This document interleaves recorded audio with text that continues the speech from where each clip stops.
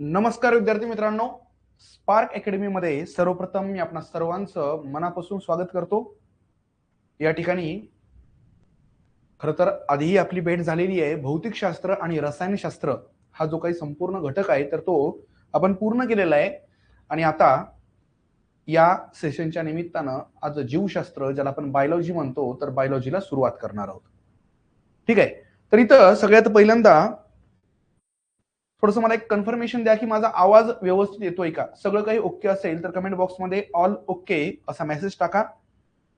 चला, या ठिकाणी आपल्यासोबत विद्यार्थी मित्र हळूहळू जोडले जात आहेत।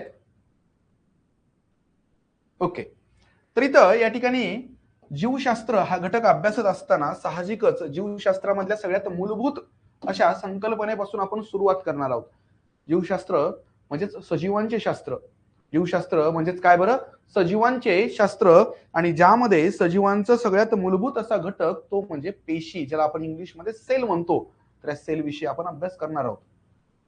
आता क्रमाक्रमानं कोणते टॉपिक येणार आहेत याचा थोडक्यात जर एक आढावा बघितला तर सगळ्यात पहिल्यांदा आपल्याला सेल हा टॉपिक अभ्यासायचा आहे।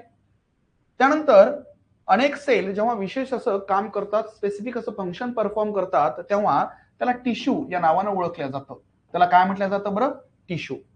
अनेक टिश्यू जेव्हा एकत्र येतात, विशेष असं काही काम करतात, तेव्हा त्यापासून बनतो तो म्हणजे ऑर्गन। तो म्हणजे काय बरं? ऑर्गन। आणि याच ऑर्गन पासून बनते ती म्हणजे ऑर्गन सिस्टीम। काय बनते बरं? Organ system. म्हणजे एकंदर जीवशास्त्रामध्ये सगळ्यात पहिल्यांदा आपल्याला जो एक घटक अभ्यासायचा आहे तर तो म्हणजे सेल। साधारणतः हे लेक्चर आणि पुढील आणखी एका लेक्चरच्या माध्यमातून सेल हा टॉपिक आपला पूर्ण कंप्लीट होऊन जाईल। त्यानंतर आपल्याला टिश्यू पाहायचंय। टिश्यू मध्ये आपल्याला हे पाहावं लागेल की नेमके टिश्यू किती प्रकारचे असतात। त्यामध्ये वनस्पती आणि प्राणी म्हणजेच प्लांट टिश्यू आणि एनिमल टिश्यू पाहावं लागेल। आणि त्यानंतर आपल्याला पाहायचंय ते म्हणजे ऑर्गन सिस्टीम म्हणजे अवयव संस्था। मानवी अवयव संस्थांवर खूप सारे प्रश्न आयोगानं यापूर्वी देखील विचारलेले आहेत। म्हणजे एकंदर परीक्षेच्या दृष्टीने जे काही आवश्यक आहे, जे काही अत्यावश्यक आहे, त्या सगळ्या गोष्टी आपल्याला कव्हर करायच्यात। आणि त्यासोबतच विज्ञान या विषयाची एक सर्वांगीण तयारी कशा पद्धतीनं करता येईल हे देखील आपल्याला इथं पाहायचंय। तर सुरू करूया मित्रांनो आपल्या सगळ्यात पहिल्या अशा टॉपिक पासून, आणि तो म्हणजे आहे सेल। सेलच्या बाबत जर बघायला गेलं तर या ठिकाणी सेलचा शोध कोणी लावला, त्यानंतर सेल थिअरी जी काही आहे, ज्याला पेशी सिद्धांत म्हणतात, तर त्याविषयी देखील आपल्याला व्यवस्थित समजून घ्यावं लागेल। पेशी सिद्धांत पाहिल्यानंतर पुढचा जो काही असतो भाग तो म्हणजे पेशी अंगके। सेल हा जरी सगळ्यात छोटा रचनात्मक आणि कार्यात्मक घटक असेल आपल्या सजीवांचा, तरी देखील या सेल देखील विशेष अशा काही छोट्या छोट्या भागांपासून बनलेले असतात आणि त्यालाच सेल ऑर्गॅनेल म्हटलं जातं, मराठीमध्ये पेशी अंगके। तर वेगवेगळे पेशी अंगके आहेत, त्यामध्ये मग अगदी cell wall, cell membrane, cytoplasm, nucleus, endoplasmic reticulum, mitochondria, plastid, vacuoles अशा पद्धतीचे वेगवेगळे सेल ऑर्गॅनेल आपल्याला क्रमाक्रमानं पाहायचे, त्यांचं कार्य देखील पाहायचंय। या ठिकाणी साहजिकच काही विद्यार्थी मराठी माध्यमाचे असू शकतात तर काही इंग्लिश माध्यमाचे असू शकतात, आणि दोघांच्याही एकंदर अडचणी असतात माध्यमाच्या। आणि म्हणूनच मी इथं बोलत असताना शक्य तेवढं दोन्हीही भाषांचा किंवा जे काही कीवर्ड्स असतात, उदाहरणार्थ आता सेलला म्हणतात पेशी, तर दोन्हीही कीवर्ड्स मराठी आणि इंग्लिश या दोन्ही मध्ये वापरण्याचा जास्तीत जास्त प्रयत्न करेल, जेणेकरून या ठिकाणी मराठी आणि इंग्लिश मीडियमच्या दोनही विद्यार्थ्यांना कोणतीही अडचण शक्यतो भासणार नाही। तर इथं या ठिकाणी सुरुवात करत असताना सेल जो काही आहे तर सजीवांसाठी महत्वाचा आहे का? तर यस, सजीवांसाठी महत्वाचा आहे। प्रत्येक सजीवांमध्ये पेशी असते। प्रत्येक सजीवामध्ये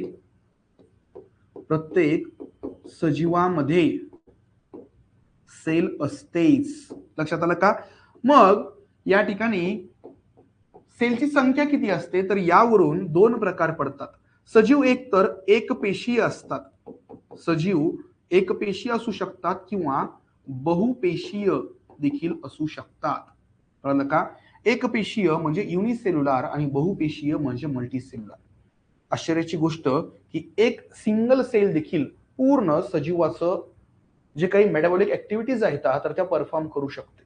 म्हणजे एवढी परिपूर्ण अशी ही सेल आहे, इंडिपेंडेंटली ऍज अ ऑर्गॅनिझम म्हणून देखील एक सिंगल सेल परफॉर्म करू शकते, काम करू शकते. ठीक आहे. आणि म्हणूनच या ठिकाणी पेशींना सजीवांच्या रचनात्मक आणि कार्यात्मक एकक म्हटलं जातं. Structural and functional unit of living organism, हे दोन्ही शब्द फार महत्वाचे आहेत. Structural and functional, structural and functional unit of living organism. आता या सेलचा आकार नेमका किती असतो, तर एकंदर इथं जर तुम्ही पाहिलं त्या ठिकाणी आकार जे आहे तर त्याच्यामध्ये प्रचंड विविधता असते सेलच्या. ठीक आहे. सेलच्या आकारामध्ये, साईज मध्ये या ठिकाणी म्हणजे शेप अँड साईज दोन्हीमध्येही आपल्याला विविधता पाहायला भेटते. सेलच्या शेप आणि साईजवर परिणाम करणारे घटक जे आहेत तर ते सगळ्यात महत्वाचं, सेल कार्य काय करते. सेलचं कार्य ज्या पद्धतीचं असेल त्या पद्धतीनं सेलचा आकार आणि त्याचा जे काही शेप आहे म्हणजे साईज आणि शेप दोन्ही ठरत असते. उदाहरण जर द्यायचं असेल तर न्यूरॉन म्हणजे चेतापेशी. चेतापेशीमधून सिग्नल पास होत असतो, म्हणजे जणू एखाद्या वायर मधून जशी इलेक्ट्रिसिटी पास होते तर त्या चेतापेशीमधून काय होत असतो तर सिग्नल पास होत असतो. आणि म्हणूनच चेतापेशींची लांबी खूप जास्त असते, अगदी 1 मीटर पर्यंत लांबी या चेतापेशींची असू शकते, जर न्यूरॉन म्हणतात इंग्लिशमध्ये. या उलट स्पर्म जे काही आहेत तर स्पर्म या देखील अगदी सूक्ष्म अशा सेल्स आहेत. स्पर्मचं वैशिष्ट्य म्हणजे काय, तर स्पर्म जे आहेत तर त्या मानवी शरीरातील सर्वात लहान किंवा सूक्ष्म अशा पेशी असतात. स्पर्म या मानवी शरीरातील सर्वात सूक्ष्म अशा पेशी असतात. आणि इथं स्पर्म ह्या एकमेव अशा पेशी आहेत की ज्या स्वतःहून मुवमेंट करू शकतात. ज्या काय करू शकतात बरं, स्वतःहून हालचाल करू शकतात. आणि म्हणूनच हालचाल करायची असल्यामुळं स्पर्मकडं एक विशेष गोष्ट असते. आणि ती गोष्ट कोणती बरं, तर ती गोष्ट असते या ठिकाणी टेल. एकच मिनिट, माझा आवाज येतोय का बरं व्यवस्थित?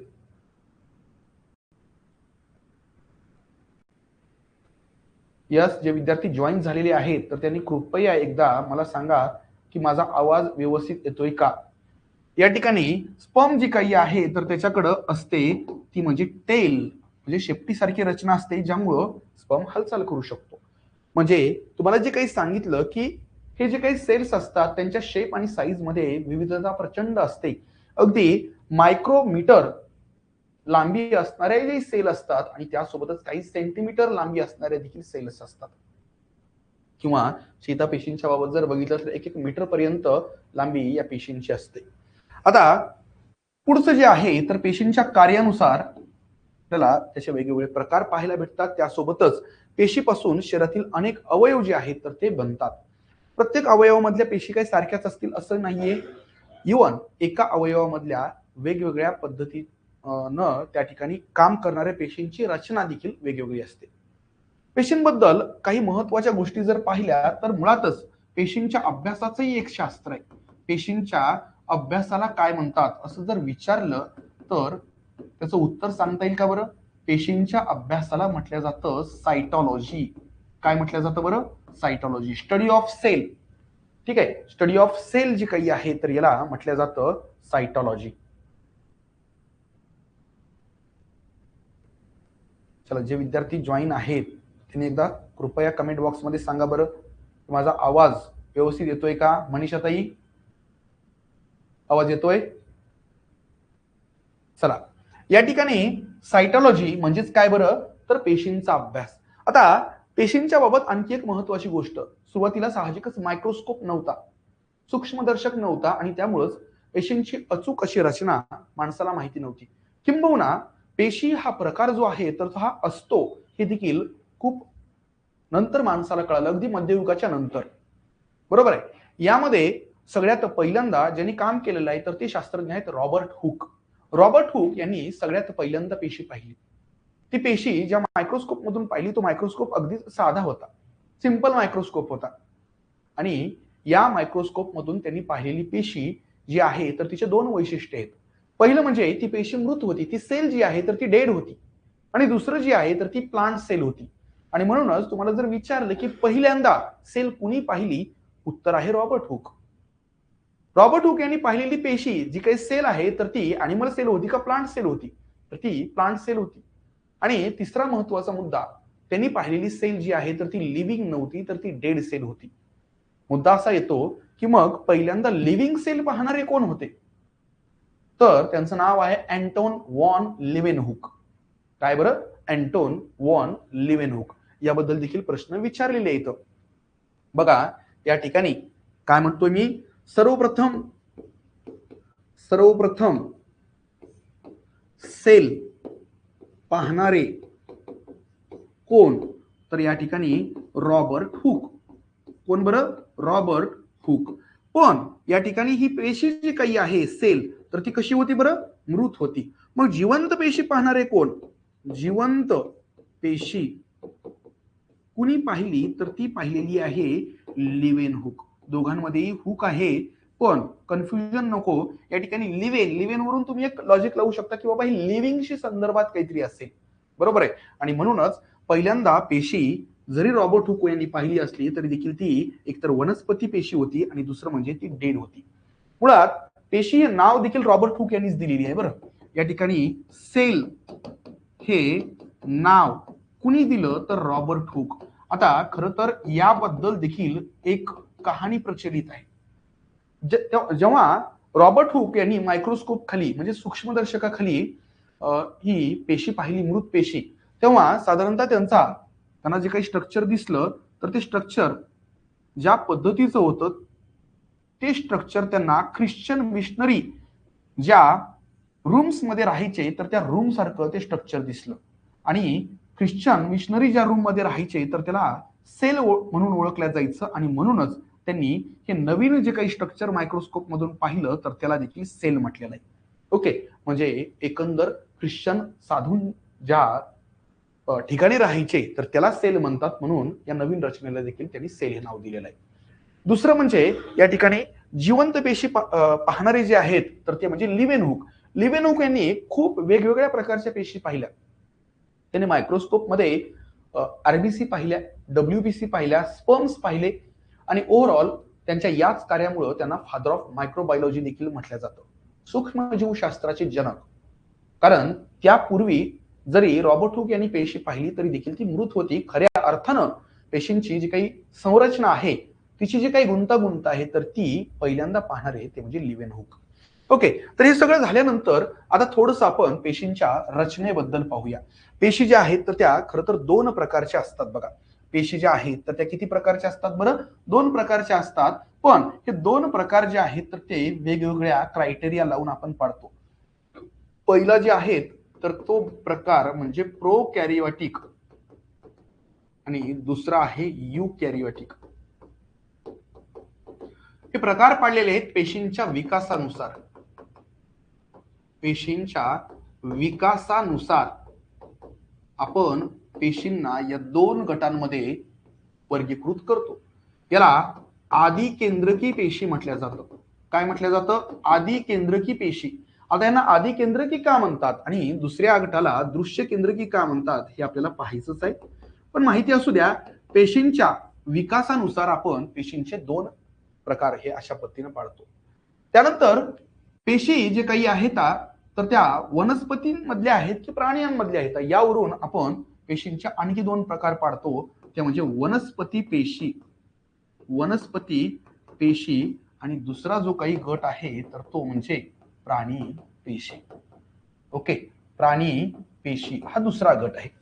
त्यानंतर आणखी एक त्या ठिकाणी पेशी ज्या आहेत, पेशी किंवा सेल विथ सेल वॉल आणि दुसरा आहेत सेल विदाउट सेल वॉल. म्हणजे पेशी भित्तिका असणाऱ्या पेशी आणि पेशी भित्तिका नसणाऱ्या पेशी. सोप्या भाषेमध्ये हे जे काही पेशींचे आपण प्रकार पाडलेले आहेत तर ते वेगवेगळे क्रायटेरिया लावून पाडलेले आहेत.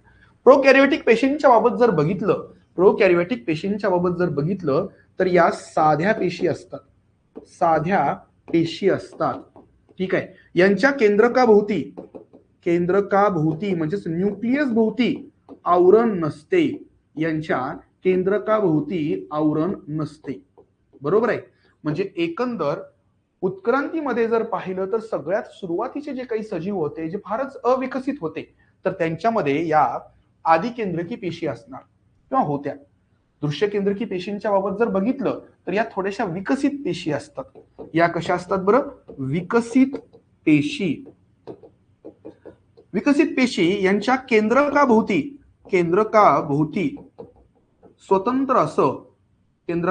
स्वतंत्र असं आवरण किंवा मेम्ब्रेन असते. ओके, तर हे माहिती असू द्या. साहजिकच एवढ्या ह्याच्यावरून तुम्हाला एवढं तर निश्चित झालं असेल की माणूस हा विकसित आहे म्हटल्यानंतर मानवामधल्या पेशी कोणत्या असतील? तर मानवामधल्या पेशी या युकॅरियोटिक असतात. कोणत्या असतात बरं? युकॅरियोटिक. आता पुढचा जो काही क्रायटेरिया आहे तर त्या क्रायटेरियाचं वैशिष्ट्य म्हणजे या पेशी नेमक्या कोणत्या सजीवांमध्ये येतात. पहिला प्रकार म्हणजे वनस्पती पेशी. वनस्पती पेशी ज्या आहेत तर त्यांना सेल वॉल असते. वनस्पती पेशींना सेल वॉल असते. प्राणी पेशींमध्ये सेल वॉल नसते. वनस्पती पेशी जे आहेत तर यांच्यामध्ये सगळ्यात महत्वाचं क्लोरोप्लास्ट असतं.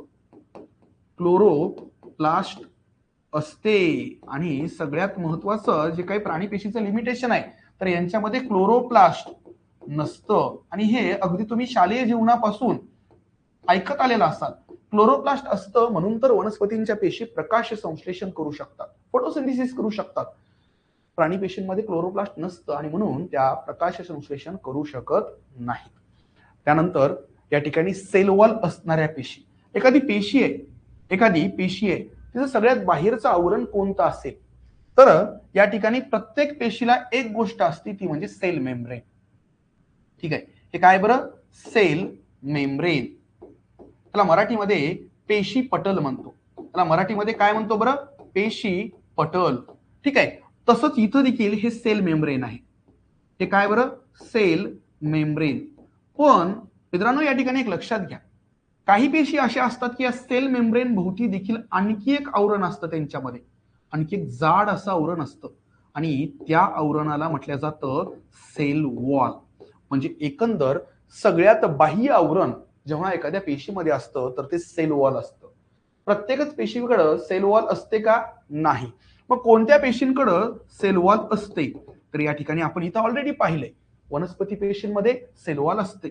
बरोबर आहे, म्हणजेच प्लांट सेल तिच्यामध्ये सेल वॉल असते.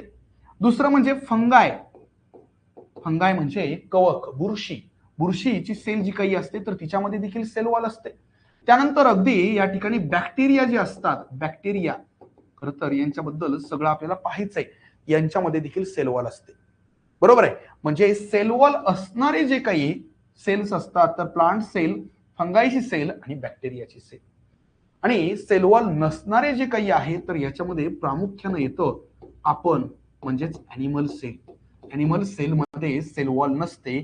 एकंदर ॲनिमल सेलमध्ये सगळ्यात बाहेरचं आवरण कोणतं असतं तर सेल मेम्ब्रेन असतं, पेशी पटल असतं. आलं का लक्षात? म्हणजे एकंदर आपण पेशींचे वेगवेगळे असे प्रकार पाडलेले आहेत. प्रत्येक ठिकाणी आपण पेशींना दोन गटांमध्ये क्लासिफाय केलेलं आहे. दोन त्याचे टाइप्स पाडलेले आहेत. पहिला प्रकार तो म्हणजे प्रोकॅरियोटिक आणि युकॅरियोटिक. दुसरा प्रकार आपण पाडलेला आहे त्या पेशी नेमक्या कोणत्या सजीवांमधल्या आहेत. साधारणतः त्याला आपण वनस्पती पेशी आणि प्राणी पेशी असं वर्गीकृत करतो, डिवाइड करतो. आणि तिसरं जे आहे तर ते म्हणजे सेल विथ सेल वॉल. अशा पेशी की ज्यांना सगळ्यात बाहेर मजबूत असं पेशीचं आवरण असतं, ज्याला आपण पेशी भित्तिका म्हणतो. मराठीमध्ये सेल वॉलला काय म्हणतो बरं? पेशी भित्तिका. यांच्यामध्ये मात्र अशा पेशी भित्तिका नाहीयेत. त्यांच्यामध्ये मग साहजिकच तुम्हाला जर विचारलं की बाबा ॲनिमल सेलमध्ये सगळ्यात बाहेरचं आवरण कोणतं? सेल वॉल तर नाहीये. मग सगळ्यात बाहेरचं आवरण काय असेल? Cell membrane. आणि हेच जर प्लांट सेलच्या बाबत जर बघितलं तर सगळ्यात बाहेरचं आवरण जे आहे तर ते सेल वॉल असेल. ओके, ह्या सेल वॉल बनण्याचं मटेरियल देखील प्लांट सेलमध्ये वेगळं असतं आणि फंगायमध्ये वेगळं असतं. ते देखील आपण पाहणारच आहोत. तिथपर्यंत तुम्हाला ज्या काही अडचणी असतील तर त्या कमेंट बॉक्समध्ये अवश्य विचारा. चला विचारा बरं.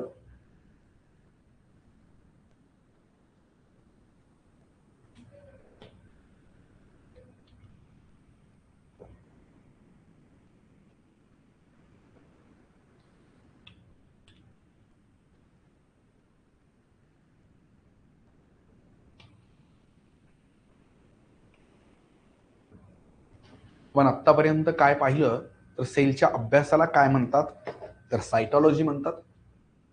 सेल सगळ्यात पहिल्यांदा कोणी पाहिली मायक्रोस्कोप मध्ये, तर त्यांचंही नाव पाहिलं आपण, रॉबर्ट हुक. सगळ्यात पहिल्यांदा लिव्हिंग सेल पाहणारे कोण, तर रॉबर्ट लिव्हेनहुक किंवा सॉरी अँटॉन वॉन लिव्हेनहुक. त्यांना मायक्रोबायोलॉजीचे जनक देखील म्हटलं जातं. मोठ्या प्रमाणामध्ये त्यांनी जिवंत पेशी त्यांनी बनवलेल्या सूक्ष्मदर्शकाखाली पाहिलेल्या आहेत. आणि नंतर या ठिकाणी पेशीच्या बद्दल जे काही इतर आपण गोष्टी पाहिल्या त्यामध्ये पेशीचे प्रकार पाहिले. सगळ्यात पहिल्यांदा पेशींच्या विकासानुसार आपण पेशींना प्रोकॅरियोटिक आणि युकॅरियोटिक म्हणजे आदी केंद्रकी, नावामध्येच आहे बघा आदी केंद्रकी, असं केंद्रकी जे फारच प्राथमिक आहे, आणि दुसरं म्हणजे दृश्य केंद्रकी ज्यांच्यामध्ये केंद्रके विकसित आहे. त्यानंतर इकडे जर बघितलं तर वनस्पती पेशी, प्राणी पेशी असं वर्गीकरण केलं आणि पुढं आपण त्यांच्यामध्ये सेल वॉल आहे का नाही यावरून पेशींना वर्गीकृत केलेलं आहे. चलो, आता पुढचा जो काही आपल्याला भाग पाहायचा आहे तो म्हणजे या ठिकाणी सजीवांमध्ये दोन प्रकारच्या पेशी असतात, आदी केंद्रकी, दृश्य केंद्रकी ऑलरेडी पाहिले. यापैकी या ठिकाणी जर बघितलं तर वनस्पती पेशी आणि प्राणी पेशी या दोन्ही दृश्य केंद्रकी असतात, म्हणजे विकसित असतात, ज्याला आपण युकॅरियोटिक म्हणतो. पेशी शक्यतो उघड्या डोळ्यांनी दिसत नाही. अगदी मोठ्या पेशी जसं की शहामृगाचं अंड वगैरे जे आहे तर ते उघड्या डोळ्यांना दिसतं, कारण त्या सगळ्यात मोठ्या पेशी असतात. पण साधारणतः पेशींचं जे काही डायमीटर असतो तर ते अगदी काही मायक्रोमीटर असतो, आणि त्यामुळेच पेशींना जर तुम्हाला व्यवस्थित ऑब्झर्व करायचं असेल, पेशींचं निरीक्षण करायचं असेल तर तुम्हाला सूक्ष्मदर्शी यंत्राची मदत घ्यावी लागते, म्हणजेच मायक्रोस्कोपची मदत घ्यावी लागते. साधारणतः सिंपल मायक्रोस्कोप जो आहे तर तोही पुरेसा ठरतो, पण काही पेशींमधले जे काही पेशी अंगके आहेत ते पाहायचं असेल तर तुम्हाला कंपाऊंड मायक्रोस्कोप किंवा इलेक्ट्रॉन मायक्रोस्कोपची देखील गरज लागू शकते. ओके, त्याच्यानंतर या ठिकाणी आता पेशींचे भाग आपल्याला पाहायचे. पेशींचे भाग इथं सगळ्यात पहिल्यांदा आपण पाहणार आहोत सेल वॉल. सेल वॉल असण्यावरून आणि नसण्यावरून आपण पेशींचे दोन गट देखील केलेले आहेत. सेल वॉल जर असेल तर ती सगळ्यात बाहेर असते. पेशीच्या सगळ्यात बाहेर कोण असते तर ती सेल वॉल असते. जर असेल तर सगळ्याच सेलमध्ये सेल वॉल नसते. सेल वॉल कशी असते? सेल वॉल त्या ठिकाणी कशी असते बरं? हार्ड किंवा स्ट्रॉंग असते. दुसरं म्हणजे फ्रीली परमिएबल असते. फ्रीली परमिएबल असते, ठीक आहे. म्हणजे एकंदर तिच्यामधून जे काही छोटे छोटे कण आहेत तर ते आरपार जाऊ शकतात, पण ती मजबूत असते. ती कशी असते? मजबूत असते, म्हणजे इलेस्टिसिटी तिच्यामध्ये कमी असते. त्याच्यानंतर कुणामध्ये सेल वॉल आढळते तर शेवाळ, कवक, वनस्पती यांच्यामध्ये आपल्याला सेल वॉल आढळते. इथे एक आणखी एक महत्वाचा मुद्दा या ठिकाणी, सेल वॉल आणि त्याचं मटेरियल. इथं जर बघितलं तर प्लांट मध्ये जी सेल वॉल असते तर ती सेल्युलोज पासून बनलेली असते. हा मुद्दा फार महत्वाचा आहे. ती कशापासून बनलेली असते? सेल्युलोज पासून बनलेली असते. आणि हेच जर समजा आपण फंगाईच्या सेल वॉल बद्दल जर बघितलं तर ती कायटिन पासून बनलेली असते. हा प्रश्न कितीतरी वेळेस विचारलेला आहे. फंगाईची सेल वॉल कशापासून बनलेली आहे? कायटिन पासून. त्यासोबतच बॅक्टेरियामध्ये देखील सेल वॉल असते, आणि बॅक्टेरियाची सेल वॉल ही साधारणतः म्युरॅमिक ऍसिड पासून बनलेली असते. कशापासून? म्युरॅमिक ऍसिड. तर हा पूर्ण जो काही चार्ट आहे तर तो लिहून घ्या बरं. अत्यंत महत्वाचा असा हा चार्ट आहे. सेल वॉल एकतर कुणामध्ये असतं या प्रश्नाचंही उत्तर तुम्हाला याच्यामध्ये मिळेल. सेल वॉल प्लांट मध्ये असते, फंगाईमध्ये असते, बॅक्टेरियामध्ये सेल वॉल असते. पण ती असते याचा अर्थ सगळ्यांमध्येच सेल वॉलचं मटेरियल हे सेम असतं का? तर याचं उत्तर मात्र आपल्याला नकारार्थी द्यावं लागेल. कारण प्लांट मधली सेल वॉल ही सेल्युलोज पासून बनलेली असते, फंगाई मधली कायटिन पासून, आणि बॅक्टेरिया मधली जी असते तर ती म्युरॅमिक ऍसिड पासून बनलेली असते. लक्षात आलं का? सेल वॉल जी आहे तर ती तिचे वैशिष्ट्य जर बघितलं तर ती फ्रीली परमिएबल असते. हे सगळ्यात महत्वाचं, ठीक आहे. फ्रीली परमिएबल, मजबूत असते ती, ठीक आहे, मजबूत असते. लवचिकता मात्र त्याच्यामध्ये शक्यतो कमी असते. गुणधर्म जर बघितलं तर साधारणतः सेल्युलोज पासून ती बनलेली असते, ऑलरेडी सांगितलं. पेक्टिन हा पदार्थ देखील विशेषतः फळं जी आहेत तर त्या फळांमध्ये, फळाची जी काही साल आहे ना तर त्या सालीमध्ये जे काही पेशी येतात तर तिथं पेक्टिन हा प्रकार देखील आपल्याला पाहायला भेटतो. आता वनस्पतींमध्ये अशा काही ठिकाणं असतात, अशा काही पेशी असतात की त्यांच्या पेशींमध्ये मजबूत अशी सेल वॉल आढळते ज्यामध्ये लिग्निन, सुबेरिन अशा पद्धतीचे घटक देखील सेल्युलोजच्या सोबत सोबत असतात. कळलं का? म्हणजे सेल्युलोज तर असतंच, पण वनस्पतींमधल्या काही पेशींमध्ये लिग्निन, सुबेरिन किंवा क्युटीन अशा पद्धतीचे देखील घटक किंवा पॉलिमर्स आपल्याला पाहायला भेटतात. पेशीला आधार देणं हे सेल वॉलचं सगळ्यात महत्वाचं काम आहे आणि त्यासोबतच त्या ठिकाणी अतिरिक्त पाणी अडवून ठेवणं, पेशीचं संरक्षण करणं हे सेल वॉलचे इतर काही अतिरिक्त काम आहेत. ओके, तर सेल वॉल विषयी आपण पाहिलं. सेल वॉल कुणामध्ये असते हे पाहिलं. ज्यांच्यामध्ये सेल वॉल असते त्या पेशींमध्ये ती नेमकी कशापासून बनलेली असते याबद्दल आपण पाहिलेलं आहे. सेल वॉलचे फंक्शन पाहिलेले आहेत आपण, बरोबर आहे. आणि वनस्पतींमध्ये साधारणतः सेल्युलोज तर सेल वॉल मध्ये असतंच, पण त्यासोबतही वनस्पतींमध्ये फळं असो किंवा बियांचे कठीण कवच असो, या ठिकाणी इतरही काही प्रकारचे मटेरियल त्यांच्या सेल वॉल मध्ये असतात. साधारणतः त्यामध्ये लिग्निन, सुबेरिन, क्युटीन किंवा पेक्टिन अशा पद्धतीचे काही पॉलिमर्स देखील आपल्याला आढळतात. ओके, त्याच्यानंतर आपण पुढचा जो काही सेल ऑर्गेनेल आहे तर त्याबद्दल पाहणार आहोत, ज्याला म्हटलं जातं सेल मेम्ब्रेन. ज्याला काय म्हटलं जातं बरं? Cell membrane. हे सेल मेम्ब्रेन जे काही आहे, हे सेल मेम्ब्रेन जे काही आहे ना, तर सेल वॉलच्या आत असतं. ठीक आहे, सेल मेम्ब्रेन कुठं असतं? सेल वॉलच्या आत. आता जर सेल वॉलच नसेल तर मग सेल मेम्ब्रेन कुठं असतं? तर मग मात्र सेल मेम्ब्रेन हे सगळ्यात बाहेरचं थर असतं. सेल मेम्ब्रेनला मराठीमध्ये पेशी पटल किंवा प्रद्रव्य पटल या नावानं ओळखलं जातं. याची काही महत्वाची वैशिष्ट्य म्हणजे या ठिकाणी हे अत्यंत पातळ असतं आणि लवचिक असतं, फ्लेक्झिबल असतं. बरोबर आहे, म्हणजे एकंदर हे थिन असतं आणि फ्लेक्झिबल असतं. पुढचं एक महत्वाचं वैशिष्ट्य म्हणजे हे त्या ठिकाणी सेलेक्टिव्हली परमिएबल असतं. सेलेक्टिव्हली परमिएबल याचा अर्थ ते मोजक्याच घटकांना आत बाहेर जाऊ देतं पेशींमध्ये. कळलं का? म्हणजे एकंदर पेशींसाठी उपयुक्त एखादा घटक असेल तर त्या घटकाला ते सेल मेम्ब्रेन बाहेर जाऊ देत नाही, कारण तो पेशीसाठी उपयुक्त आहे. पण पेशीसाठी हानिकारक असणारा, टॉक्झिक असणारा एखादा घटक असेल तर त्याला मात्र तो सहजपणे बाहेर जाऊ देतो. एखादा चांगला घटक असेल तर त्याला पेशीच्या आत एंट्री देतो. एखाद्या टॉक्झिक मटेरियलला मात्र एंट्री अलाउड नसते. म्हणजे पेशीच्या हितासाठी, पेशीच्या फायद्यासाठी ज्या काही गोष्टींचा या ठिकाणी एंट्री आणि एक्झिट आवश्यक आहे त्यानुसार तो एंट्री एक्झिट रेग्युलेट करतो. म्हणजे ते सिलेक्टिव्ह अशी एंट्री आणि एक्झिट असते त्याची, आणि म्हणूनच त्याला सिलेक्टिव्हली परमिएबल म्हटलं जातं. त्याला काय म्हटलं जातं? Selectively permeable. पातळ असतं, नाजूक असतं, लवचिक असं आवरण असतं आणि सर्व प्रकारच्या पेशींमध्ये हे आढळतं. अपवाद नाहीये. सेल वॉलचं तसं नाही. सेल वॉल असूही शकतं, नसूही शकतं, पण याचं मात्र सगळ्यांमध्ये असतं. आता या ठिकाणी सगळ्यात महत्वाचं, हे कशापासून बनलेलं असतं? तर हे फॉस्फोलिपिड पासून बनलेलं असतं. हे कशापासून बनलेलं असतं? फॉस्फोलिपिड पासून बनलेलं असतं. म्हणजे हा वरचा एक थर आणि खालचा एक थर, आणि मध्ये हे असे प्रोटीन जे काही आहेत तर हे तुम्हाला इथं पाहायला भेटतात. कळालं का? म्हणजे एकंदर वर आणि खाली असे दोन लेयर असतात फॉस्फोलिपिडचे, आणि मध्ये तुम्हाला प्रोटीन जे आहेत तर ते पाहायला भेटतात. अशा पद्धतीची ह्याची एकंदर रचना असते. प्रद्रव्य पटल, पेशी पटल या वेगवेगळ्या नावानं ह्याला ओळखलं जातं. तुम्हाला जे काही म्हटलं की हे सिलेक्टिव्हली परमिएबल असतं. त्यानंतर याच गुणधर्मामुळं पाण्याला एंट्री देतं. क्षार, ऑक्सिजन असे उपयुक्त पदार्थ जे काही आहेत तर त्यांना पेशीमध्ये एंट्री देतं. कार्बन डायऑक्साईडला एंट्री नाही, पण एक्झिट मात्र असते. कार्बन डायऑक्साईड सारखे टाकाऊ पदार्थ जे काही पेशींमध्ये तयार होत असतात त्यांना मात्र एक्झिट, म्हणजे CO2 ला जाऊ द्यायचं, ऑक्सिजनला मात्र येऊ द्यायचं, वॉटरला येऊ द्यायचं. म्हणजे जे पेशींसाठी उपयुक्त त्यांना एंट्री, जे पेशींसाठी टॉक्झिक त्यांना एक्झिट. अशा पद्धतीचं एकंदर या ठिकाणी याचं नेचर असतं, जे पेशींसाठी अत्यंत महत्वाचं आहे. ठीक आहे, म्हणजे हे नाजूक असतं, थिन असतं, फ्लेक्झिबल असतं, पण तरी देखील याबाबत मात्र त्याचे सिलेक्टिव्ह नेचर जे आहे तर हे जबरदस्त असतं. लक्षात आलं?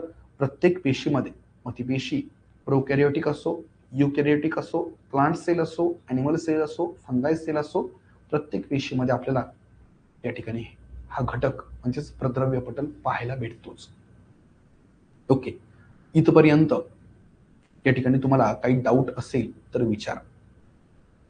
यस, हा मागचा चार्ट जर तुम्ही लिहून घेतला नसेल तर हा देखील अवश्य लिहून घ्या.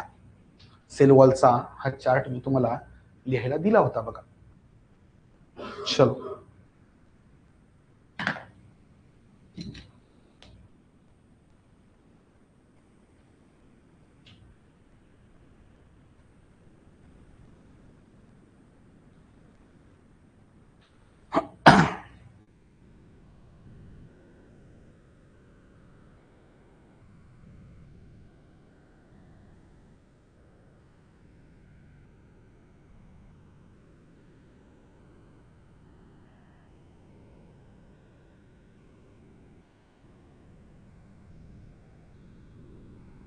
ओके, लिहून झाला असेल तर या ठिकाणी पुढचा जो काही भाग आहे पेशी पटलाविषयीचा तर तो आपण पाहूया. पेशी पटलाचं वैशिष्ट्य आपण पाहिलेलं आहे. उपयुक्त घटकांना एंट्री, टॉक्सिक घटकांना एक्झिट. आणि एकंदर याच गोष्टीमुळं होमिओस्टॅसिस जी काही आहे तर ती पेशीमध्ये राखल्या जाते. त्याला काय म्हटलं जातं? होमिओस्टॅटिस. ठीक आहे, म्हणजे एकंदर ही परिस्थिती अशी असते की पेशीच्या आत असणाऱ्या सगळ्या ज्या काही कंडिशन्स आहेत तर यामुळे मेंटेन होतात. त्याच्यानंतर पेशीय भक्षण आणि पेशी उत्सर्जन या दोन्ही कार्य जे आहेत तर ते पेशी पटलामुळे होत असतात. आता ह्याला पेशीय भक्षण हा प्रकार काय आहे तर ह्याला एंडोसाइटोसिस नावानं ओळखल्या जातं. काही पेशी ज्या आहेत विशेषतः अमिबा सारख्या वगैरे तर स्वतःचा असा आकार बदलतात आणि जे काही त्या ठिकाणी आजूबाजूला त्यांचं फूड आहे तर त्याला एंगल्फ करतात. तर हे देखील याच पेशी पटलाच्या लवचिकतेमुळे होत असतं.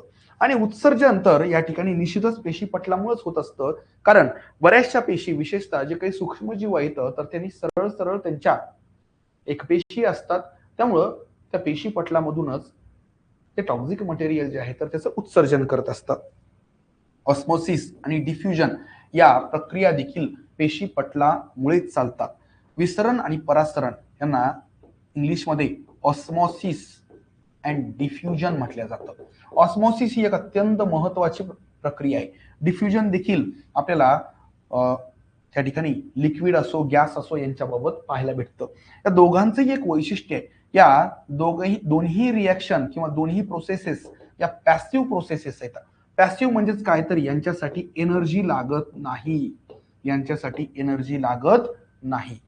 म्हणजे एकंदर ऑस्मोसिस आणि डिफ्युजन, स्पेशली ऑस्मोसिस जर व्हायचं असेल तर एक महत्वाची अट असते आणि ती म्हणजे त्या दोन सोल्युशनच्या दरम्यान जर तुम्हाला ऑस्मोसिस जर घडवून आणायचं असेल तर दोघांच्या दरम्यान सेमी परमिएबल किंवा सिलेक्टिव्हली परमिएबल मेम्ब्रेन आवश्यक असतं. एकंदर हे असं मेम्ब्रेन आपल्याला सेल मेम्ब्रेन मध्ये पाहायला भेटतं. बरोबर आहे, म्हणजे या ठिकाणी ऑस्मोसिस साठी सेल मेम्ब्रेन असणं अत्यंत आवश्यक आहे. ओके, त्याच्यानंतर पेशींमधला पदार्थांचा प्रवास जो आहे तर त्याबद्दल आपण पाहूया. आत्ताच मी तुम्हाला म्हटलं की ऊर्जा वापरून चालणाऱ्या काही प्रक्रिया असतात आणि ऊर्जा न वापरता चालणाऱ्या काही प्रक्रिया असतात. हे बघा, इथं ऊर्जा वापरून चालणाऱ्या प्रक्रियांमध्ये जर बघितलं तर पेशीय भक्षण जे आहे म्हणजे एंडोसाइटोसिस बद्दल मी तुम्हाला इथंच सांगितलं की यामध्ये पेशींचा आकार जो आहे तर तो निश्चित नसतो आणि अशा प्रकारच्या ज्या एकपेशीय सजीव आहेत खरं तर त्यांनी स्वतःच्या आजूबाजूला असणाऱ्या काही घटकांना एंगल्फ करतात, पेशीमध्ये त्या ठिकाणी ओढतात. पेशीच्या बाहेरील बाजूकडील पेशीच्या आत काही घेणे म्हणजे पेशीय भक्षण. या उलट त्याच्या उलट प्रक्रिया जर घडत असेल तर त्याला एक्झोसाइटोसिस म्हटलं जातं.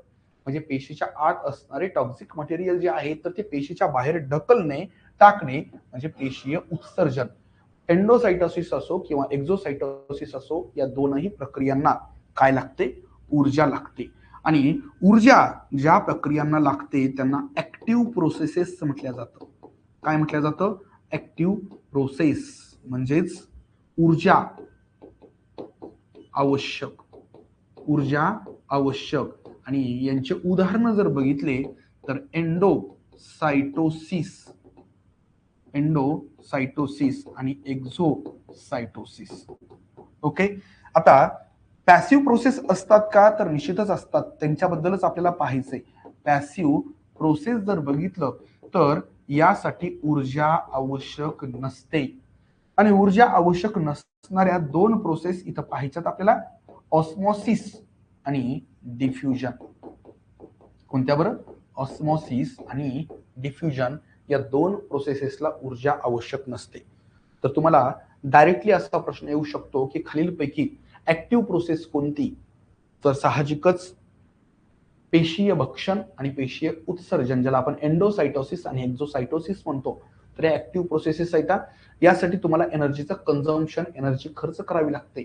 या उलट या ठिकाणी जर तुम्ही बघितलं तर ऊर्जा न वापरता चालणाऱ्या ज्या काही प्रोसेसेस आहेत तर त्याच्यामध्ये मात्र डिफ्युजन म्हणजे विसरण आणि दुसरं म्हणजे परासरण, ज्याला ऑस्मोसिस म्हणतो, तर याबद्दल आपल्याला पाहायचंय. डिफ्युजनच्या बाबत जर बघितलं तर यामध्ये जास्त सहती असलेल्या भागाकडून कमी सहती असलेल्या भागाकडे पदार्थांचा जो काही प्रवास होत असतो तर त्याला डिफ्युजन म्हणतात. म्हणजे एकंदर high concentration to low concentration, high concentration to low concentration. सगळ्यात महत्वाचं कुणामध्ये डिफ्युजन होत असतं, हा अत्यंत महत्वाचा मुद्दा आहे. डिफ्युजन लिक्विड मध्ये होत असतं आणि गॅसमध्ये होत असतं. हा मुद्दा का महत्वाचा आहे? कारण पुढे ऑस्मोसिस जेव्हा पाहणार आहोत तेव्हा ऑस्मोसिस हा प्रकार फक्त लिक्विड मध्येच होत असतो. ऑस्मोसिस हा प्रकार जो आहे तर तो फक्त कुणामध्ये होत असतो? लिक्विड मध्ये. म्हणजे एकंदर हा एक महत्वाचा फरक आहे. आणि दुसरं म्हणजे डिफ्युजनसाठी अशी काही अट नाहीये की त्या दोन सोल्युशन मध्ये सेमी परमिएबल मेम्ब्रेन वगैरे असावं, पण ऑस्मोसिस साठी मात्र ही अट आहे. म्हणजे दोघांमध्ये काही सिमिलॅरिटी देखील आहेत, काही फरक देखील आहेत. ऑस्मोसिस आणि डिफ्युजन या दोनही पॅसिव्ह प्रोसेसेस आहेत, म्हणजेच यांच्यासाठी ऊर्जा लागत नाही. पण ऑस्मोसिस ही जी काही प्रोसेस आहे तर ही फक्त आपल्याला द्रव रूपामध्येच पाहायला भेटते, द्रव पदार्थांमध्येच पाहायला भेटते. डिफ्युजन मात्र आपल्याला द्रव आणि वायू दोघांमध्ये पाहायला भेटतं. ऑस्मोसिस जी आहे तर त्याच्यामध्ये त्या दोन सोल्युशनच्या दरम्यान सेमी परमिएबल मेम्ब्रेन म्हणजेच अर्धपारपटल असणारं जे काही मेम्ब्रेन आहे तर ते आवश्यक असतं. उदाहरण जर बघायला गेलं तर सेल मेम्ब्रेन. डिफ्युजन साठी मात्र अशी काही अट नसते. बरोबर आहे. तर इथपर्यंत तुम्हाला काही अट किंवा जी काही अडचण आहे तर ती निश्चितच तुम्ही विचारू शकता. चला थोडासा वेळ देतो तुम्हाला.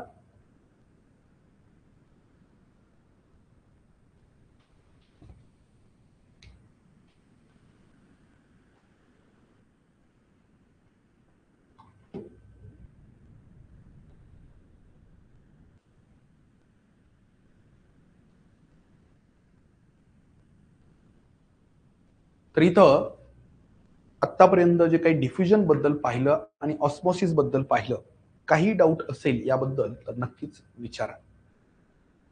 दोन्ही अत्यंत महत्वाच्या संकल्पना आहेत परीक्षेच्या दृष्टीनं.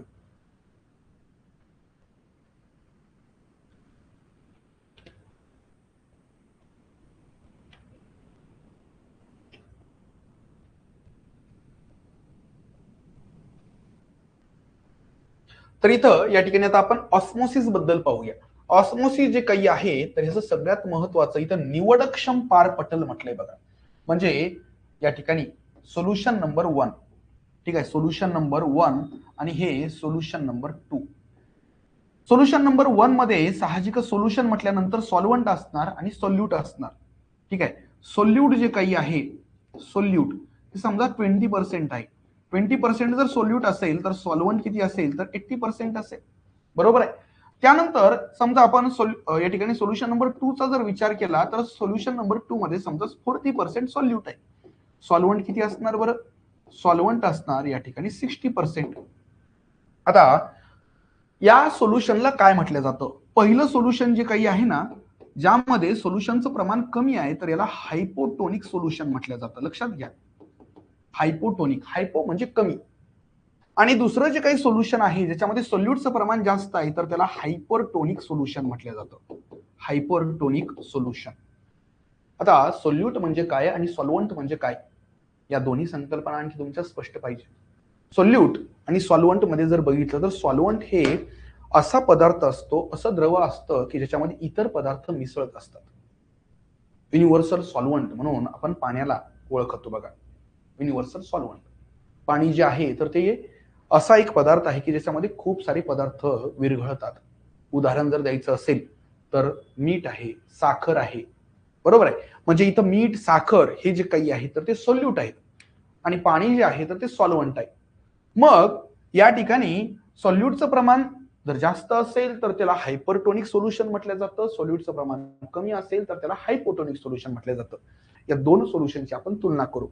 आता या दोघांमध्ये एक मेम्ब्रेन आहे. हा मेम्ब्रेन जो आहे तर तो निवडक्षम पारपटल म्हणजे सेलेक्टिव्हली परमिएबल मेम्ब्रेन आहे. सेलेक्टिव्हली परमिएबल मेम्ब्रेन सेलच्या बाबत जर बघितलं तर सेल मेम्ब्रेन असतो, तो सेलेक्टिव्हली परमिएबल असतो. आता या केसमध्ये काय होत असतं माहितीये का, तर वॉटर म्हणजे सॉल्व्हंट जो काही आहे साधारणतः वॉटरच असतं. तर जे काही सॉल्व्हंट आहे तर ते हायपोटोनिक कडून हायपरटोनिक कडे ट्रान्सफर होत असतं. आता इथं सॉल्व्हंट 80% आहे बघा, हायपोटोनिक कडून हायपरटोनिक कडे, म्हणजे लो कॉन्सन्ट्रेशन वॉटरचं जिकडं आहे तिकडून हाय कॉन्सन्ट्रेशन जिकडं आहे तिकडून कमी कॉन्सन्ट्रेशन कडे हे वॉटर जे आहे ते ट्रान्सफर होत असतं. कधीपर्यंत ट्रान्सफर होत राहणार, जोपर्यंत या दोघांचेही कॉन्सन्ट्रेशन, दोघांचीही संहती सेम होणार नाही तोपर्यंत. बरं, हे पाणी जे इथून तिकडं चाललं यासाठी काही ऊर्जा लागायली का, तर ऊर्जा लागत नाही. आपण सुरुवातीलाच पाहिलं एक पॅसिव्ह प्रोसेस आहे ही. काय बरं, एक पॅसिव्ह अशी प्रोसेस आहे ज्यामध्ये ऊर्जा आवश्यक नसते. म्हणजे या ठिकाणी आपण दोन प्रकारचे मुख्यत्वे सोल्युशन पाहिले. हायपोटोनिक सोल्युशन ज्यामध्ये सोल्यूटचं प्रमाण कमी असतं, हायपर म्हणजे जास्त असतं. वॉटर मात्र सॉल्व्हंट आहे आणि म्हणूनच हायपोटोनिक सोल्युशन मध्ये वॉटरचं प्रमाण जास्त असतं आणि म्हणूनच या ठिकाणी हे जे काही ऑस्मॉसिस घडत असतं तर ऑस्मॉसिस मध्ये जे काही द्रावक म्हणजे सॉल्व्हंट आहे तर ते जास्त सहती असलेल्या भागाकडून कमी सहती असलेल्या भागाकडे जात असतं. ही जी काही प्रक्रिया आहे तर ही भौतिक असते. या प्रक्रियेला ऊर्जा लागत नाही आणि म्हणून ही एक निष्क्रिय अशी प्रोसेस आहे. लक्षात आलं? तर हे उदाहरण आहे आपल्या सॉल्व्हंटचं. आपल्या डेली लाईफ मध्ये देखील आपल्याला असं ऑस्मॉसिस पाहायला भेटतं. अगदी आपल्या बॉडीमध्ये देखील खूप साऱ्या ठिकाणी विशेषतः सेल्स मध्ये ऑस्मॉसिसची प्रक्रिया चालत असते. ओके, तर इथं द्रावण जे आहे, द्रावण म्हणजे सोल्युशन. द्रावण म्हणजे काय बरं, सोल्युशन.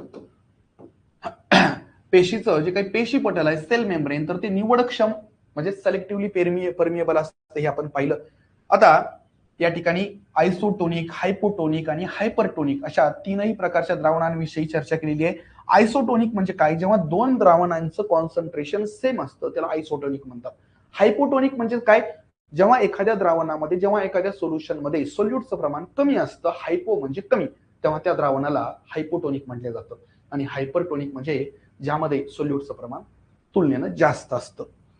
आयसोटोनिक द्रावण जर दोन सोबत ठेवले, समजा हे एक द्रावण आहे आणि हे एक द्रावण आहे, त्यांच्यामध्ये सेमी परमिएबल मेम्ब्रेन देखील आहे. या ठिकाणी याच्यामध्ये समजा 20% सोल्यूट आहे म्हणजे 80% सॉल्व्हंट आहे, दुसऱ्यामध्ये 20% सोल्यूट आहे.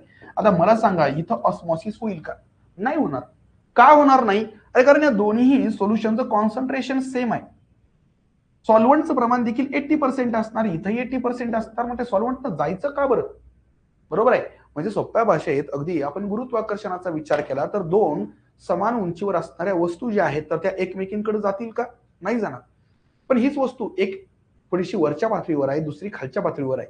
इथं मात्र ही वरच्या पातळीवरची वस्तू जी आहे तर ती खालच्या बाजूला शिफ्ट होण्याचा प्रयत्न करणार. इथं गुरुत्व बल काम करत असतं, ग्रॅव्हिटेशनल फोर्स काम करत असतं. म्हणजे तो एक ग्रॅडियंट जो आहे तर तो आवश्यक असतो. मग तो ग्रॅडियंट कॉन्सन्ट्रेशनच्या बाबत असू शकतो, उंचीच्या बाबत असू शकतो, प्रेशरच्या बाबत असू शकतो, पण तो असणं आवश्यक आहे. हायपोटोनिक आणि हायपरटोनिक मध्ये तो ग्रॅडियंट आहे कॉन्सन्ट्रेशनच्या बाबत. तो फरक जो आहे तर त्या फरकामुळेच त्या ठिकाणी हाय सॉल्व्हंट कॉन्सन्ट्रेशन कडून लो सॉल्व्हंट कॉन्सन्ट्रेशन कडे त्या ठिकाणी ऑस्मॉसिस आपल्याला घडलेलं पाहायला भेटतं. ओके, हायपोटोनिक आणि हायपरटोनिक त्या दोन्ही संकल्पना आपण खरं तर पाहिलेल्या आहेत. आता याचंच एक उदाहरण जर बघितलं ऑस्मॉसिस मध्ये तर एक्झो ऑस्मॉसिस हा एक प्रकार घडतो. समजा एखादी सेल आहे किंवा एखादी सेल आहे, समजा या सेलमध्ये 20% सॉल्यूट आहे 20% सॉल्यूट आहे, 80% सॉल्वंट आहे. आता ही सेल जी आहे तर ती या ठिकाणी हायपरटोनिक सोल्युशन मध्ये ठेवली. हायपरटोनिक, ओके, हायपरटोनिक सोल्युशन मध्ये ठेवली याचा अर्थ ही सेल हायपोटोनिक झाली, बरोबर आहे. मग अशा वेळेस सेल मधलं पाणी जे आहे तर ते बाहेर पडणार आणि सेल जी आहे तर ती फ्लासिड होणार. कळलं का?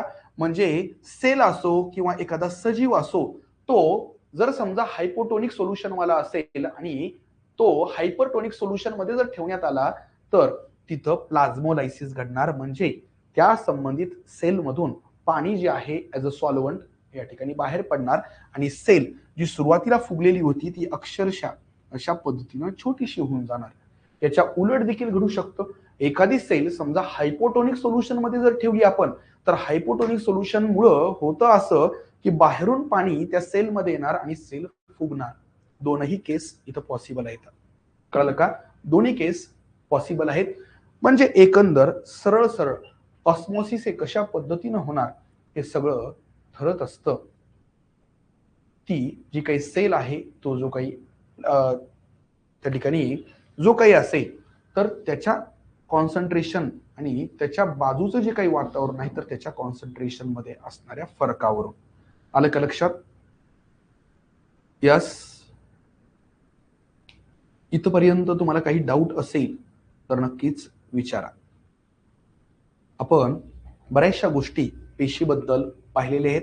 याच्या पुढं सेकंड पार्ट मध्ये आपण या ठिकाणी सायटोप्लाझम, त्याच्यानंतर इतर सेल ऑर्गॅनेल जे काही आहेत ज्याच्यामध्ये सगळ्यात महत्वाचा सेल ऑर्गॅनेल ज्याच्यामध्ये जेनेटिक मटेरियल असतं अशा न्यूक्लियस विषयी आपण माहिती घेणार आहोत. त्याच्यानंतर एंडोप्लाझ्मिक रेटिक्युलम म्हणजेच आंतरद्रव्य जालिकेबद्दल माहिती घेणार आहोत. याचेही पुन्हा रफ एंडोप्लाझ्मिक रेटिक्युलम आणि स्मूथ एंडोप्लाझ्मिक रेटिक्युलम असे दोन भाग पडतात. तर हे देखील आपण अभ्यासणार आहोत. या रफ वर असणाऱ्या रायबोझोम नावाच्या आणखी एका सेल ऑर्गॅनेल बद्दल आपण माहिती घेणार आहोत. ठीक आहे. गॉल्गी बॉडी, ज्याला गॉल्गी कॉम्प्लेक्स मराठीमध्ये गॉल्गी काय म्हणतात तर त्याबद्दल देखील आपण या ठिकाणी डिटेलमध्ये माहिती घेणार आहोत. लयकारिका, ज्याला इंग्लिशमध्ये लायसोझोम म्हणतात, ज्यांना इंग्लिशमध्ये आणखी एक नाव आहे ते म्हणजे सुसाइड बॅग्स, तर त्यांचंही वैशिष्ट्य आपल्याला पाहायचंय. त्यानंतर सगळ्यात महत्वाचं जे न्यूक्लियसचं जेवढं महत्व आहे त्याच्या पाठोपाठ सेल मधला अत्यंत महत्वाचा असा आणखी एक घटक तो म्हणजे माइटोकॉन्ड्रिया, तंतुकणिका. अगदी शालेय जीवनापासून आपण शिकत आलेलो आहोत की mitochondria is known as a powerhouse of cell. पेशीचं ऊर्जा केंद्र जर कोणतं असेल तर हे माइटोकॉन्ड्रिया असतं. त्यानंतर व्हॅक्यूल, ज्याला रिक्तिका म्हणतात, तर याबद्दल समजून घ्यायचंय कशा पद्धतीनं व्हॅक्यूल मध्ये मटेरियल, मग ते युजफुल असो वेस्ट असो, ते बऱ्यापैकी स्टोअर होतं. प्लांट व्हॅक्यूल आणि अॅनिमल सेल मधले व्हॅक्यूल यांच्यात नेमका काय फरक असतो. सर्वात महत्वाचा आणखी एक फक्त प्लांट सेल मध्येच आढळणाऱ्या प्लास्टिड बद्दल, स्पेशली क्लोरोप्लास्ट बद्दल वगैरे आपल्याला समजून घ्यायचं आहे. ठीक आहे. तर सगळ्या गोष्टी आपण अगदी व्यवस्थित पद्धतीनं समजून घेणार आहोत. कोणत्याही पद्धतीची तुमच्या मनामध्ये शंका अडचण काही राहणार नाही याची पूर्ण काळजी आपल्या या लेक्चरच्या माध्यमातून घेतल्या जाईल. फक्त एकच गोष्ट तुमच्याकडून अपेक्षित आहे ते म्हणजे तुम्ही लेक्चर ऍक्टिव्हली करत चला. तुमचे प्रश्न जे आहेत तर ते कमेंट बॉक्समध्ये दिसणं अपेक्षित आहे. कळलं का? तुमचे प्रश्न जे आहेत तर ते कमेंट बॉक्समध्ये दिसू द्या, तरच या ठिकाणी सेशन जे आहे तर ते अधिक इंटरॅक्टिव्ह होईल. बरोबर आहे. फक्त मी एकटाच बोलतोय आणि गोष्टी सांगतोय हे अपेक्षित नाहीये, तर तुमच्याकडून देखील तुमची इन्व्हॉल्वमेंट, तुमचे प्रश्न किंवा तुमच्या संकल्पनांमध्ये असणाऱ्या ज्या काही समस्या आहेत तर त्या सगळ्या इथं येऊ द्या, इथं चर्चा होऊ द्या आणि त्या माध्यमातून परीक्षेला नेमके कोणते PYQ वगैरे आले होते का तर ह्याबद्दल देखील आपली चर्चा होत जाईल. ओके. तर इथं विद्यार्थी मित्रांनो आपण थांबूया. या ठिकाणी हे पहिलंच लेक्चर आपण जीवशास्त्राचं घेतलेलं आहे आणि अपेक्षेप्रमाणे जीवशास्त्रामध्ये सगळ्यात मूलभूत असणारा जो काही घटक आहे त्याला आपण पेशी म्हणतो, इंग्लिशमध्ये सेल. तर या सेल विषयी आज जवळपास 50% पोर्शन जो आहे तर तो इथं आपण कंप्लीट केलेला आहे. पुढच्या ह्याच्यामध्ये सेल जो काही टॉपिक आहे तर तो आपला संपून जाईल. इतर सर्व सेल ऑर्गॅनेल जे आहेत तर ते आपण कव्हर करूया. चालेल. तर थांबूया, भेटूया पुढच्या सेशनमध्ये. तोपर्यंत खूप खूप धन्यवाद.